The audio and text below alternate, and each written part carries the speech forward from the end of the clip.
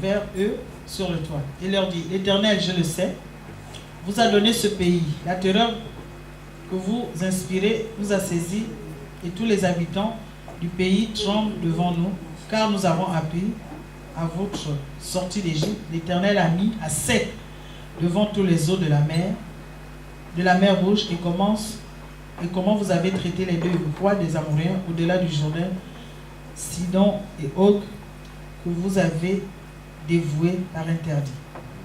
Nous l'avons appris, nous avons perdu courage et nous avons des esprits. Nos esprits sont abattus à votre aspect, car c'est l'Éternel notre Dieu qui est Dieu en haut dans les cieux et en bas sur la terre. Jusqu'à 24. Dites Amen. Amen. Donc, je disais, le deuxième point ici, c'est que nous devons apprendre du désert pour sortir du désert. Pourquoi je le dis? Josué, contrairement à Moïse était le deuxième leader qui devait conduire Israël après la mort de Moïse. Mais qu'est-ce que nous savons de Moïse? Moïse, quand il a fallu aller explorer, il avait envoyé des personnes espionner aussi. Dites Amen. Il a envoyé des personnes espionner, mais ouvertement, parce qu'il avait compté parmi les chefs des tribus d'Israël. Donc il a choisi devant tout le monde et il les a envoyés. Résultat, nous savons que quand ils sont venus, ils ont amené un rapport négatif. Alléluia. Un rapport négatif. Mais au moment où Josué s'est retrouvé dans la même situation de Moïse, où il fallait envoyer des hommes espionner le territoire, Josué a fait quelque chose que Moïse n'a pas fait. La Bible parle de secret. Dites Amen. Il envoya secrètement 2 espions. Alléluia. Amen. Il envoyait en secret 2 espions. Et si nous continuons la lecture, nous verrons que ces 2 espions, quand ils sont revenus, le rapport était favorable. Dites Amen. Amen. Nous devons apprendre du désert, parce que le désert nous enseigne. Le désert est un lieu où tu rencontres Dieu dans le secret. Alléluia. Amen. Où Dieu te parle dans le secret des profondeurs de ta vie, des choses qui t'attendent. Alléluia. De ce qu'il veut faire avec toi. Où Dieu te donne la vision, la révélation. Où il te donne le réma de ta vie. Dites Amen. C'est pourquoi, bien aimé, la Bible déclare que Josué n'a pas répété. Quand il s'est retrouvé face à la même situation que Moïse, devant la même situation où il fallait envoyer des gens espionner, il n'a pas agi comme Moïse. Mais il a appris des erreurs de Moïse. Dites Amen. Amen. Il a appris, parce que quand Moïse envoya les espions, quand ils sont revenus avec le rapport négatif, le peuple a pris peur. Dites Amen. Amen. Ils ont pris peur. Et la mission a échoué. Mais Josué a agi dans la discrétion. Il envoya secrètement. Alléluia. Amen. Tout ce que Dieu te dira dans le désert, garde ça pour toi.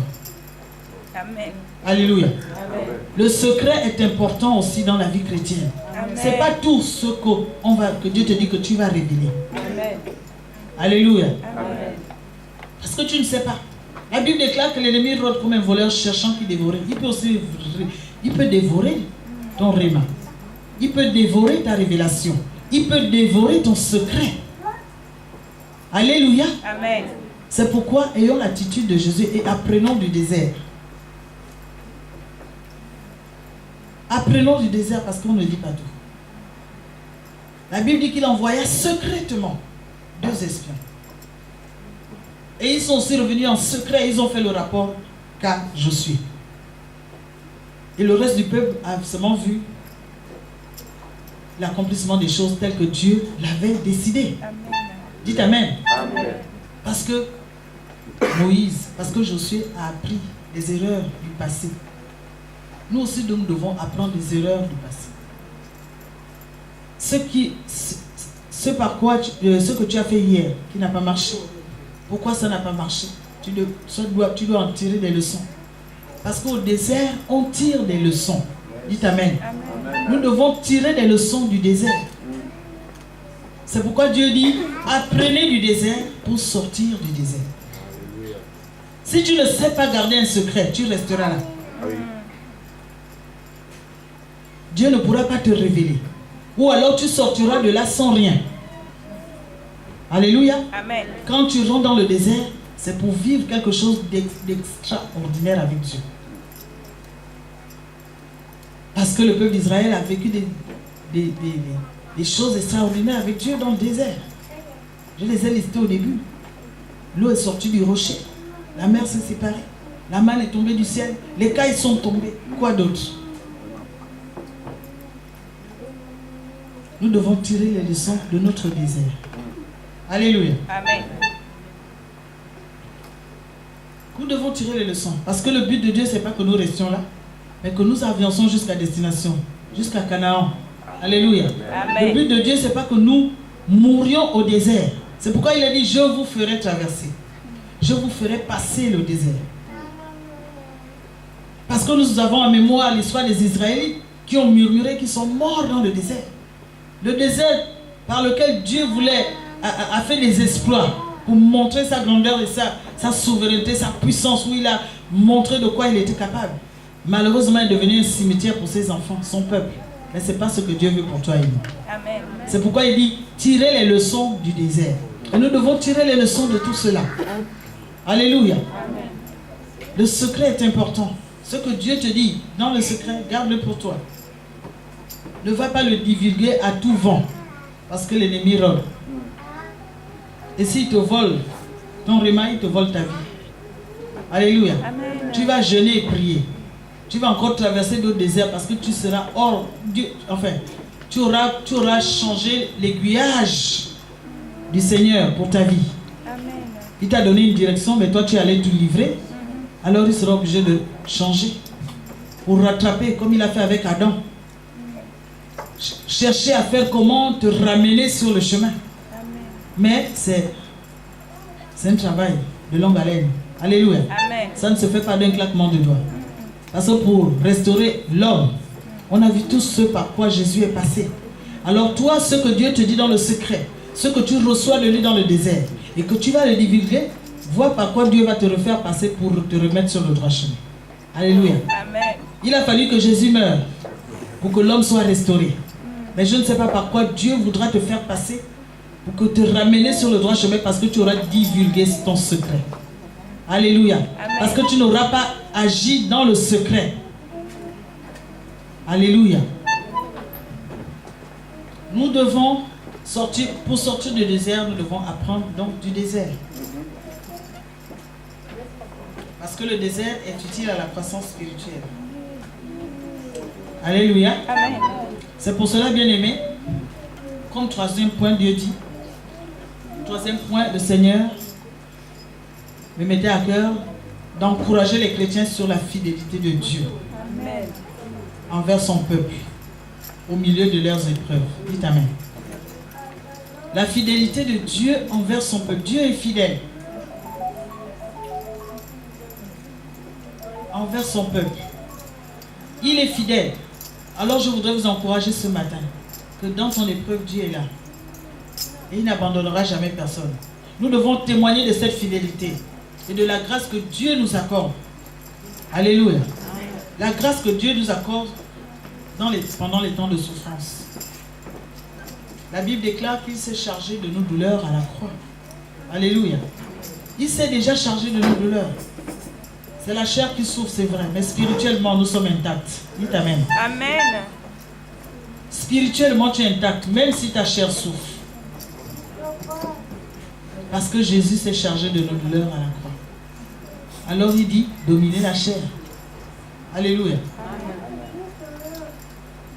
Quand Dieu dit à Satan, je peux tout te permettre sur Job, mais je t'interdis de toucher à ton âme.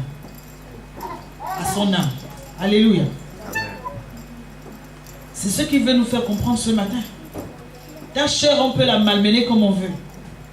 Mais ton être intérieur, où loge les secrets de ta vie, Dieu ne permettra pas que l'ennemi les touche. Amen. Amen. Tu peux, c'est pourquoi il nous dit dominer la chair. La chair n'est qu'une enveloppe. Mais la vérité, c'est en esprit. C'est à l'intérieur de chacun de nous. Amen. C'est ça le plus important.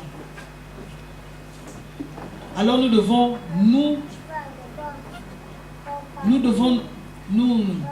accepter le fait que Jésus, il est Dieu. Il ne ment point. S'il m'a dit qu'il est fidèle, il restera fidèle. Parce qu'il ne change pas. Alléluia. Et si le Seigneur dit, tes épreuves, il est tellement merveilleux, il dit, ce n'est même pas toi qui combats pour cela, c'est moi. Alléluia. Mais il veut tout simplement te tester. Tester ta foi. Il veut tout simplement te forger et te donner la stature qui te sied pour les missions qui t'attendent.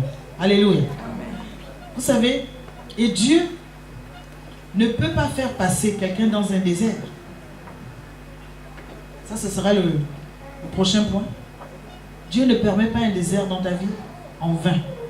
Dis Amen. Amen. Il ne permet pas le désert en vain. Quand Dieu permet que tu passes par des douleurs, il y a un but. Alléluia. Tu vas voir la nature des épreuves par lesquelles Dieu te fait passer. Révèle exactement le genre de personne vers qui Dieu t'enverra pour secourir. Alléluia. Amen. Si Dieu te prouve par la maladie, laisse-moi te dire qu'il t'enverra pour les malades. Alléluia. Amen. Tu prieras pour les malades et les malades seront guéris. Amen. Quand tu passes par le feu de la maladie, Dieu te sort de là. Bien-aimé, il t'équipe pour que demain, tu ailles secourir les malades. Amen. Alléluia. Parce que, dis-toi bien, il y a quelqu'un qui prie quelque part.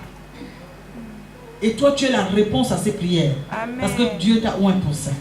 Parce que Dieu t'a fait passer par les épreuves qui concernent le cas de cette personne. Alléluia. Si Dieu t'éprouve par la maladie, il t'enverra vers beaucoup de malades. Tu prieras pour eux et ils seront guéris. Amen. Les épreuves, en fait, c'est des signes précurseurs de comment Dieu va t'utiliser. Alléluia.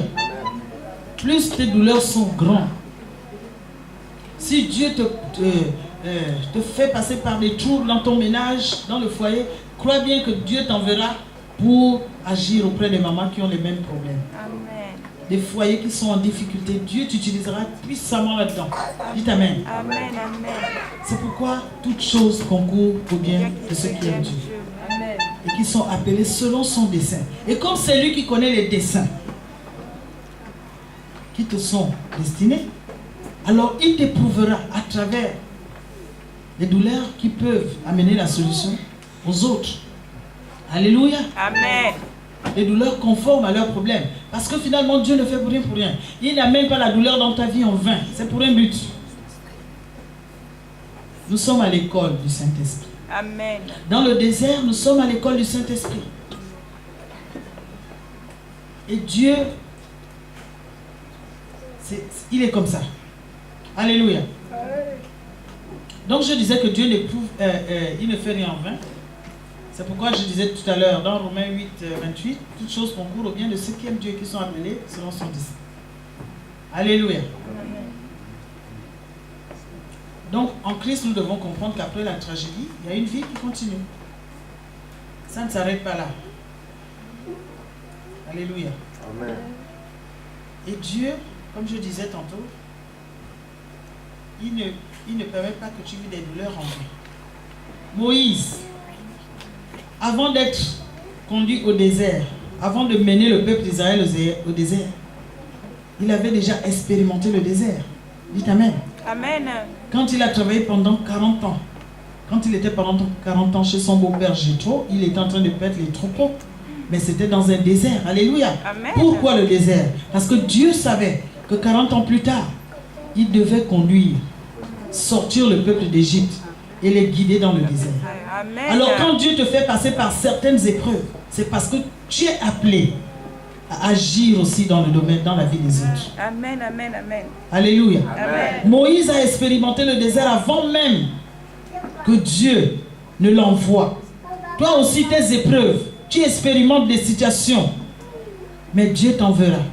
Au temps fixé, tu seras déjà préparé. Alléluia. Amen.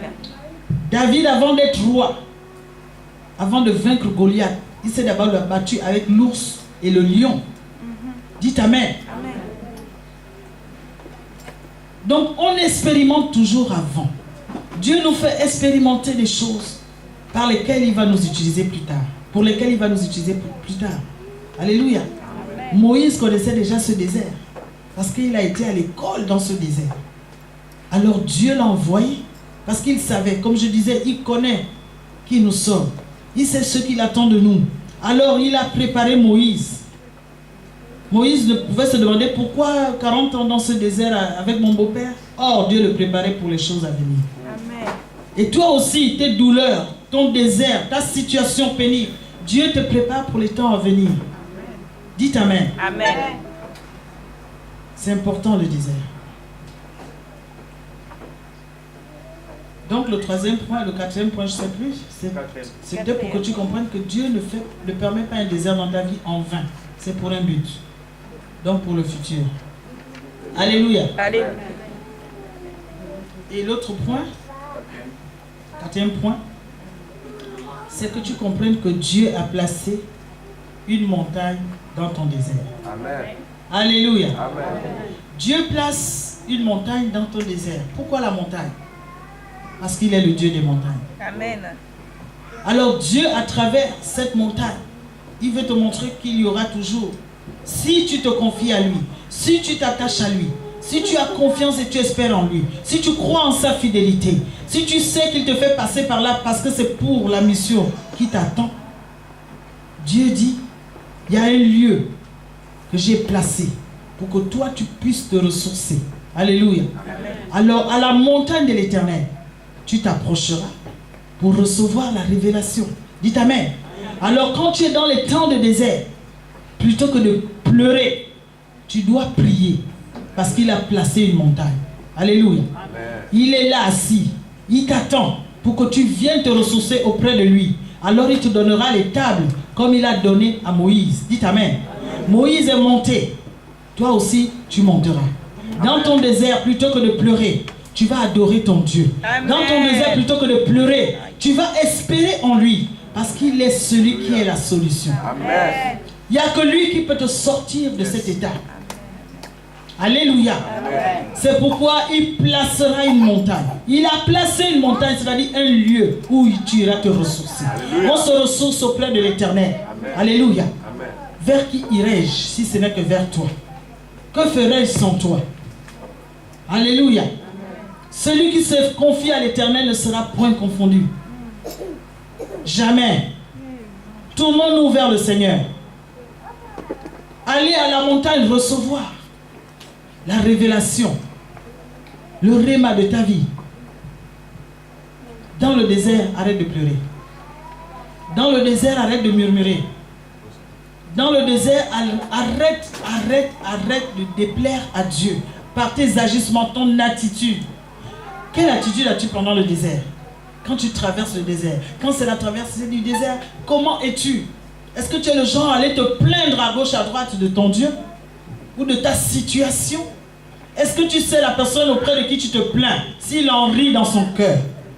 Alléluia. Amen. Il n'y a que Dieu qui voit réellement quelle est ta souffrance. C'est Dieu qui sait quelle est qui voit, qui comprend ta douleur. Aucun homme ne peut t'apporter la paix que Dieu peut te donner. Alléluia. Personne ne t'apportera la paix que tu recherches. Personne ne t'apportera la solution qui peut te sortir de là, si ce n'est Dieu. Alléluia. Parce que c'est lui qui voit dans le secret ce qu'on fait contre toi. Alléluia. C'est lui qui défend tes intérêts dans le monde spirituel. Alléluia. Toi-même, tu ne sais même pas les combats qu'il mène. Alléluia. Bien-aimé, confiez-vous à l'Éternel. Ce Dieu-là, tel que je le connais, tel que j'ai expérimenté, il est toujours disponible. Dites Amen. Amen. Il est toujours disponible, peu importe l'heure à laquelle tu l'invoques, tu l'appelles, il répondra et tu ne tomberas jamais sur le répondeur. Dites Amen. Amen. Tu ne tomberas jamais sur le répondeur quand tu l'invoques. Il est toujours disponible, de jour comme de nuit. Il ne dort point. Pas une minute de sommeil parce qu'il veille sur ta vie.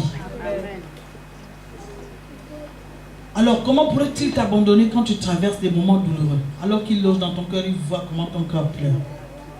Alléluia. Quand tu pleures, il pleure avec toi. Mais il te dit, ma fille, mon fils, supporte. C'est l'école. Alléluia. Amen. Ma fille, mon fils, supporte. C'est le chemin. Parce que regarde, les choses que je te réserve sont grandes. Il faut que je te prépare. Je suis obligé de le faire. Pour que tu sois formé, préparé, prêt à recevoir. Pour que quand la gloire viendra, tu ne deviennes pas fou ou folle. Alléluia. Parce que la gloire peut rendre fou. Quand ça te dépasse, tu pètes les câbles. Alléluia. Amen. Tu commences à être insensé, à faire des choses, je ne sais pas. Parce que c'est des choses que tu n'attendais pas, mais c'est venu. Alors Dieu te prépare. Il te prépare comment? Il te prépare à enlever l'orgueil.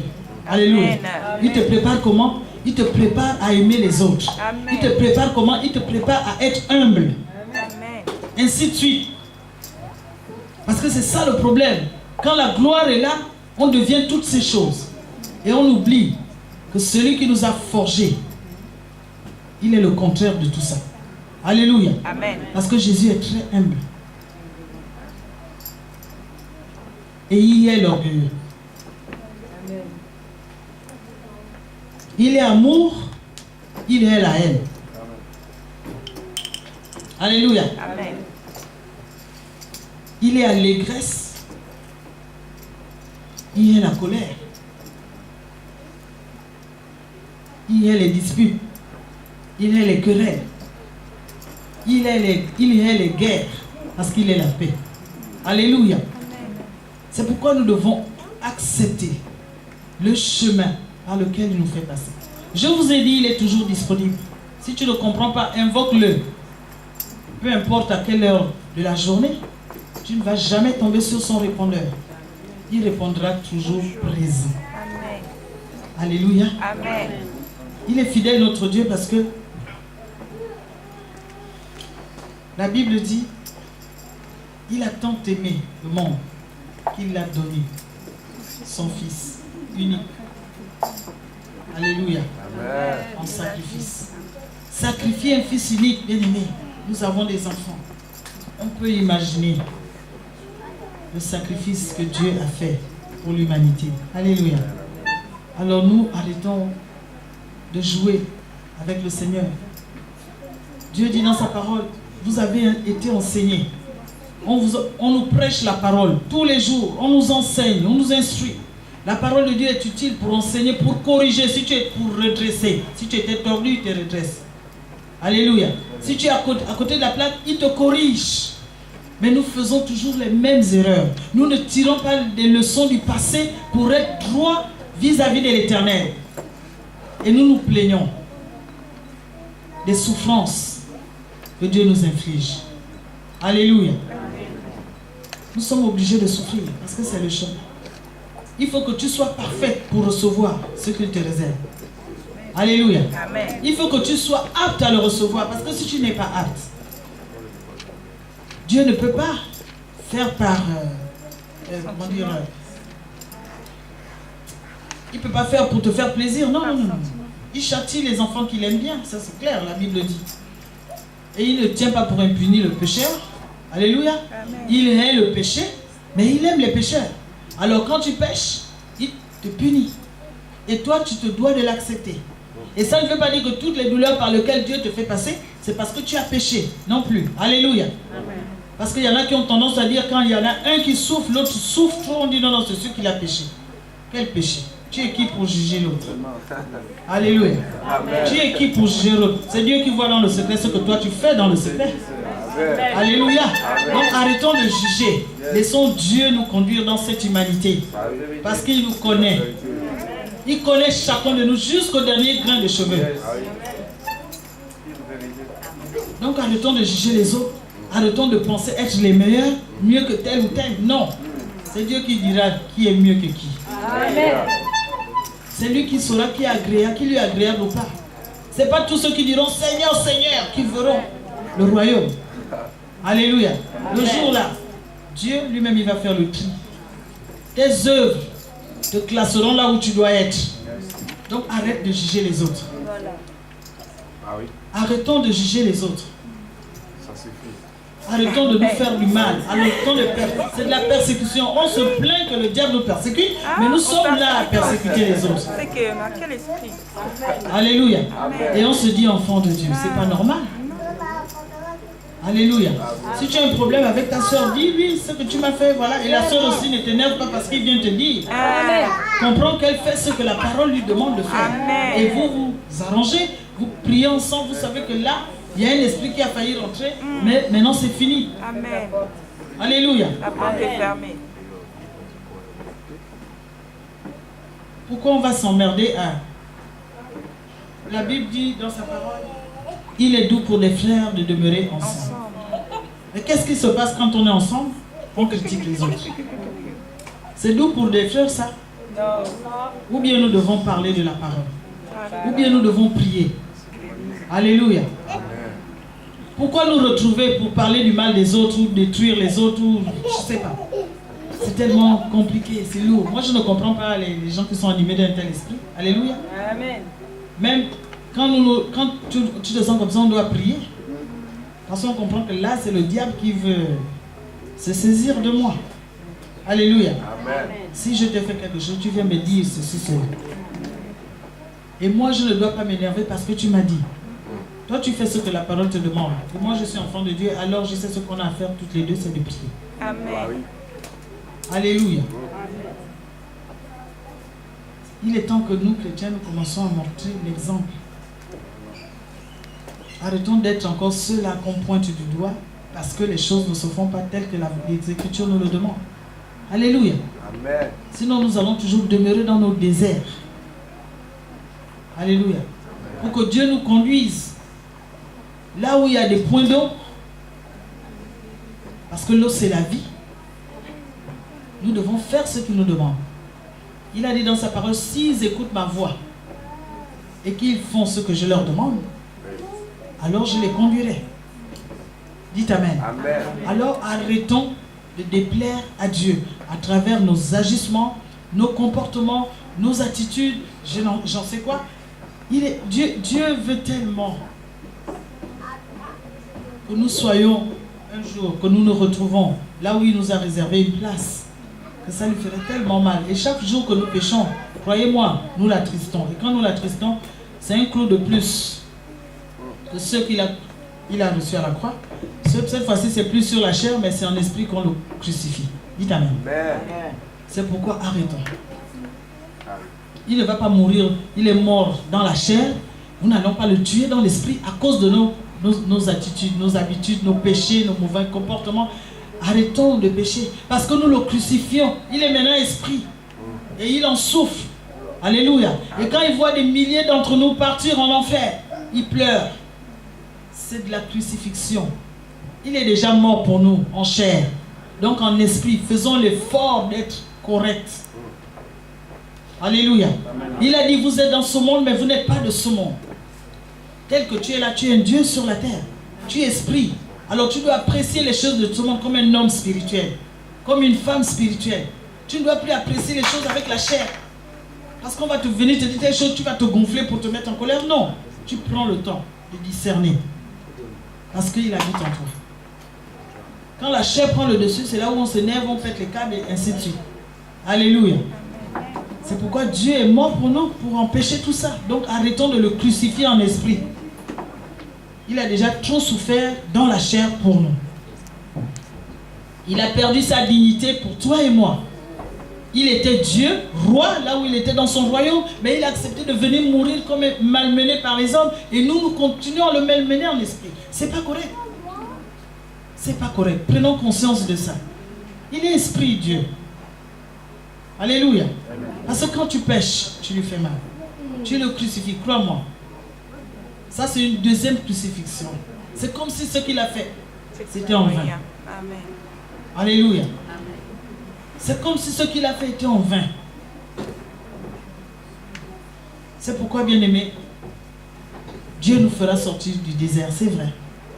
Le désert est utile pour nous chrétiens, c'est vrai. Du désert, nous devons tirer des leçons, c'est vrai. Dieu ne permet pas le désert dans nos vies en vain, c'est vrai aussi. Mais il a dit, j'ai placé un rocher dans ton désert. Dites amen. Acclamons pour la gloire de Dieu. Que Dieu vous bénisse. Si on peut se lever, nous allons prier.